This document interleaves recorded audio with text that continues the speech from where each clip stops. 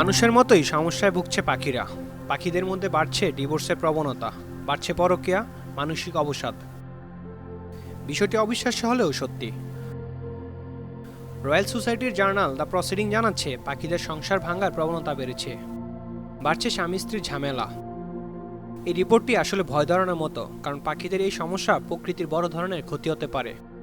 চীন ও জার্মানির বিজ্ঞানীরা গেল কয়েকদিনে প্রায় 250 পাখি দম্পতির বিচ্ছেদ দেখেছেন, যা তাদের রীতিমতো আতঙ্কিত করেছে। বিজ্ঞানীদের দাবি, সাধারণত অতিথি পাখিদের মধ্যে বিচ্ছেদের সংখ্যা বেশি, কারণ সঙ্গী বা সঙ্গিনী দূরে গিয়ে আর ফিরছে না, সেখানেই অন্য সঙ্গীকে নিয়ে সংসার করছে। সাধারণত স্ত্রী ও পুরুষ পাখিরা প্রথম সন্তান হওয়া পর্যন্ত একসঙ্গেই থাকে, তবে এখন আর সেটা হচ্ছে না বেশিরভাগ ক্ষেত্রেই। স্ত্রী বা স্বামী যে কোনো একজন পরকীয়ায় জড়াচ্ছে, ফলে সংসার ভাঙছে, আবার বহু পাখি মানসিক অবসাদও ভুগছে। পাখিদের এই সমস্যাকে মোটেও খাটো করে দেখছেন না বিজ্ঞানীরা। তাদের দাবি, পাখিদের এই সমস্যা অদূর ভবিষ্যতে প্রকৃতির উপর ভয়ানক প্রভাব ফেলবে। News desk, Bangla TV.